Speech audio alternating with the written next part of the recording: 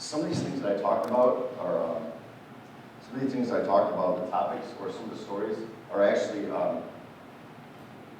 things that can relate very well with, I hope you could identify with some of them and how you work with guys like me. I was talking to West Coast. Ben, I was talking to Ben last night and about Orange Capital Market. Oh, okay, sorry. Let's see specific people. We were talking about another FASI office and you know, trying to get into this bigger office. And one of the things I talked about last night was understanding, and Mark Zinder mentioned this earlier, understanding what a business looks like before you go into it, especially in a new office, and actually starting at the broker-dealer level. First Allied has spent a bunch of money sending most of the advisors to this program called Certified Wealth Strategist. It takes a couple of years and some school training to get it, and you take an exam to get this designation.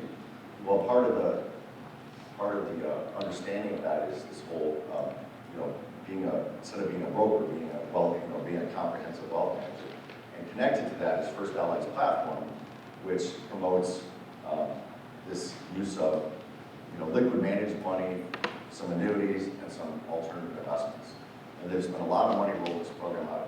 So if you guys call on First Allied offices and you don't understand what First Allied is trying to teach us to do, then I think it's really difficult for you to come into my office and tell me about what a great product you have if you don't understand how it fits in with what I'm supposed to be doing. So take the time to ask, you know, right, some of that's on your own, you know, the BD philosophy, but to ask me about what my philosophy is with my clients, or what's your broker dealer, what kind of resources do they have. And I have a very specific need. I have a 15 to 25% allocation to alts. And within that, we were talking last night, I have the mid-cap BDC, and I have a large-cap BDC, and I have sleeves for all of these things. And so you have a great mid-cap BDC already, right? So I need to understand, if you understand that I have a sleeve for that and how that fits in, you're way better equipped to tell me how good your product is, because that comes, I think Mark talked about, that comes third or fourth. Does that make sense? Questions?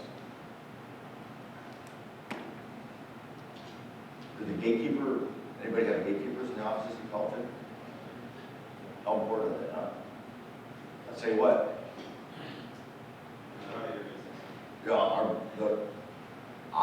not only is it easier for you to get to the advisor, you know, we have a good relationship with the gatekeeper, but I can't tell you how much we appreciate it when we had a flurry last year of a bunch of alternatives, and one of my wholesalers from a company that I won't mention, but another wholesaler, he actually, and the girls in the office had to do a whole bunch of work overtime to get all these applications because one of the funds was closing, and he sent them massages or something the next day. This lady comes to the office with some insurance stuff. I'm not saying spend money. I'm just saying it means a lot to me that the guys that call on me to get my business take care of my people, because I can't do anything without them.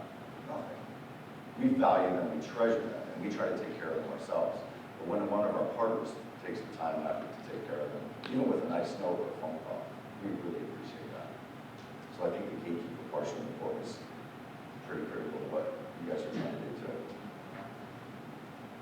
you have a question, Ben? I was thinking, you know, I'm pretty sure like yourself or like the group I'm trying to get into, we ask around, we try to get a sense of what they're doing. But until yesterday, I really didn't know that Fonz was paying for the certified wealth strategist and Harlan's trying to accomplish kind of the models. And he said, I know what you're doing, we tell you how we can fit in here. How do you do our homework on something like here? How do you feel, how do you like the work being done on you? As far as, we don't want to be creepy, right? We don't want to stalk you to find out about you before we actually get in front of you. But I prefer to, what do you expect? Two things. One is I would say your colleagues. So Andy has a good relationship with me, FASI advisor. You know, I mean, assume you guys talk to each other a little bit. You know that he's got a good relationship with FASI advisor. You want to get into a FASI office, ask him. You know, or ask him to, you know, hey, do you mind if my buddy Ben calls, and you know, would you mind making an introduction or warming things up for me a little bit? Use each other, and where you're having successes, to help each other get the success in your different neck of the woods. That's one piece of it. And I forgot the other one. It was a brief story, but I forgot, maybe I'll think of it again. But I think, you know, I used to go to conferences, my own broker-dealer conference, I used to go to conferences when I first started with First Allied, like this, literally, physically like this. And there would be, you know, 500 other reps from this same company, from different places. There's not a fancy rep within 100 miles of me. And I would go to the conference like this. There's no way in hell I was going to share any information with anybody about what was going on, what was working, what wasn't working, what my clients was, what my prospects. I wasn't going to say anything. Scarcity. Now I go to the conference like this. I give talks. I share my best ideas. I get on panels. I do all sorts of stuff. I have learned more from my colleagues now than because I'm willing to vomit on them every conference. They now share everything they know with me. I've stolen most of my good ideas from my colleagues. And I think it's really, you know, there's a lot of talent. There's a lot of smart people. There's a lot of talented salespeople. You guys, if you guys don't leverage each other, it just makes it a lot harder. But I mean, and you guys, the vibe from this group at this session is really good, so maybe you do that already, but there's a lot of stuff you got. How often you have the top producers, you yourself being one of those that sit on panels and you guys go to the top producer meetings? Do you guys communicate with, hey, what you're doing, especially in our case, like in the office space, hey, you know, I started to use this, or I'm doing this, or doing that, and if so, you know, because I got Mike Robertson and John Levy in my territory, and it seems as if John does talk to some, but Mike doesn't necessarily talk to others relative. But do you guys communicate that way? And is that one additional way? Hey, you know, Andy knows Mark's utilizing it. Is that a leverage point for you? Would that be Exactly. It's a version of what I was just talking about. Yes. John Levy is one of my best friends. Yeah, he's awesome. And he's been with me since I started the business. He, in 2000, Lakeside started in 2002. So I've known him ever since then. And he's almost been like a mentor to me. John was in Chicago for my girlfriend's birthday 2 weeks ago. Wow. And Mike Wagner, and Steve Oliver from New York, and Paul Escudero from Orange Capital.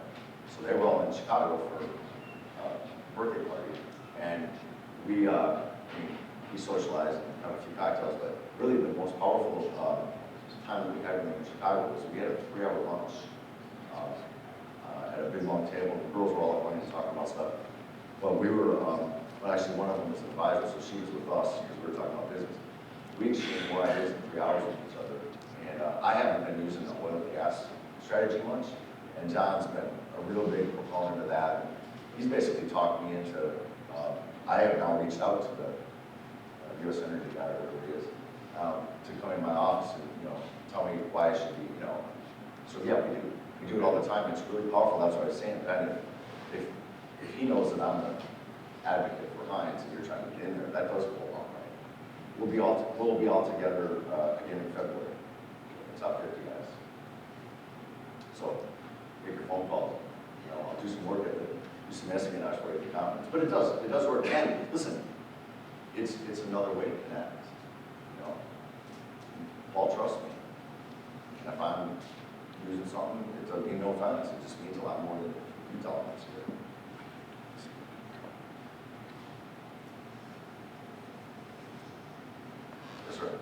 What's your favorite approach or message that an internal has left with you or someone in your office?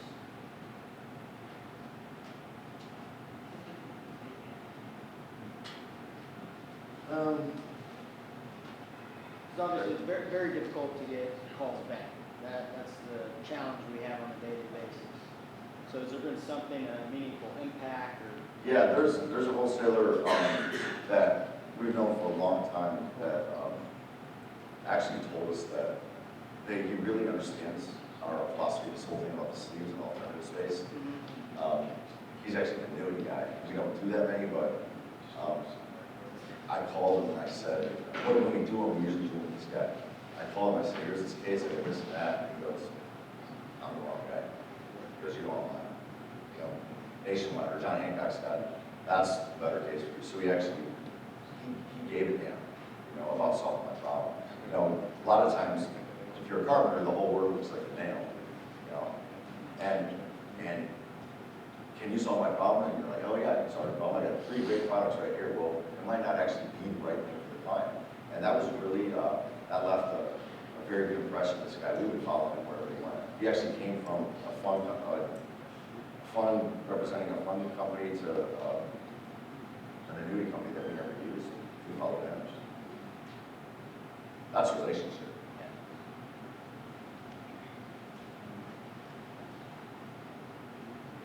Okay. Okay, are we go home? Thank you. I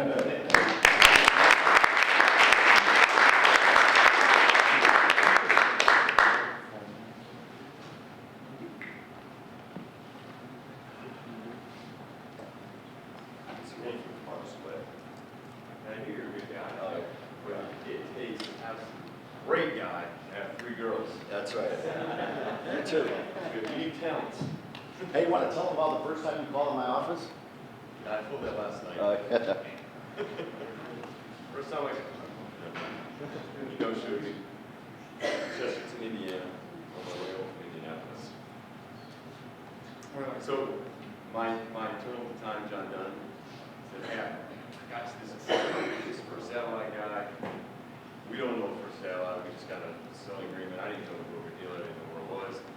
So I go from Indianapolis to Chesterton, which is 3 hours window. 3 hours of nothing, highway. It was Thursday night, I wanted to get home.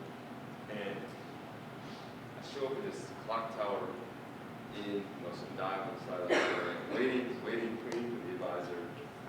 No show, so I called John, I said, take him off our list. I would never call on Mark Chamberlain. Well, about a week later, I found out John never really had the appointment.